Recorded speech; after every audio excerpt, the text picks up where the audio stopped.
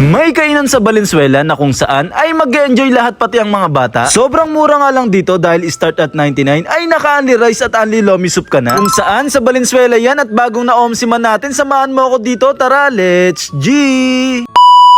Ngayong araw, meron ako nalaman. Masarap na food tripan kaya't aking pinuntahan. Dito yan sa may Dayo sa Genti. Na-located nga sila sa may number 3549 M. De Los Reyes Street, Genti de Leon, Valenzuela City. Dito lang sila sa may 3S Genti de Leon at available sila sa Google Map. Open naman sila daily from 11 AM to 10 PM. Merong ilang parking para sa mga sasakyan at mas okay kung nakamotor na lang. Hindi ganong kalakihan yung store pero hindi mainit at malinis yung store nila dito. Murang kainan ang aming naomsiman dito sa may Barangay Genti na naka-only rice, tapos yung soup nga nila dito ay naka-lomi soup. Kaya samahan nyo akong tikman ang ilan sa mga bestseller nila dito. Eto nga pala yung menu at prices, pakipost na lang. Sobrang mura nga lang dito tapos quality pa yung mga pagkain at higit sa lahat dyan ay naka-only rice at only lomi soup pa. Meron sila ditong Shanghai na 8 pieces na may kasamang dalawang sauce. May pork silog na sobrang laki. Meron din sila ditong bangus silog. Meron din silang a la carte ng sinigang dito, tapos meron din chop suey, Bicol Express, pork binagoongan at kare-kare. Lahat ng yan ay only rice at only lomi soup. Meron din sila dito mga short order katulad na itong sa amin na Canton Bihon. Grabe sa sobrang laki ng pork silog na na-serve sa amin dito. Meron silang tag 139, 149 at 159 pesos. Siguro ito yung 159 nila, tapos ang sarap pa ng gravy na kasama nito. Malaki rin yung bangus silog nila dito, malaman, tapos may kasama talagang taba. Lagyan natin ng kalamansi yung Canton Bihon para mas sumarap pa nga. Maganda at masarap yung pagkakaluto ng pansit, hindi siya dry. Nagustuhan ko rin dito yung Shanghai nila na 8 pieces. Marami na rin yung palaman at masarap yung sauce na kasama. Hindi matatawag na Bicol Express kung hindi maanghang, tapos ang creamy talaga neto. Crispy yung pork na nakalagay sa sinigang, tapos yung pinakasabaw niya ay hindi naman ganun kaasim. Maganda yung pagkakaluto ng chop suey, hindi siya maalat, tapos yung pork nakalagay dito ay crispy na rin. Yung binagoongan nila dito ay talagang lalasahan mo yung bagoong, talagang mapaparami ka ng kanin dito. Yung lasa naman ng lomi soup nila dito ay ma-pepper, tapos manamis-namis yung lasa niya. Isa sa pinakamasarap etong kare-kare na talagang peanut yung gamit nila dito, kaya malinam na. Kaya sa unang kagat siguradong damay pati sinaing ng kapitbahay. Samahan pa natin ng malamig na coke, tapos pwede rin kayo bumili dito sa kanila ng leche flan. Kaya kung naghahanap ka ng masarap na food tripan at bago dito sa may Genti na naka-only rice at only lomi soup pa, alam mo na kung saan yan ha. Muli, ako nga pala to si Ka-Omsim. Maraming salamat sa inyo guys. Bye.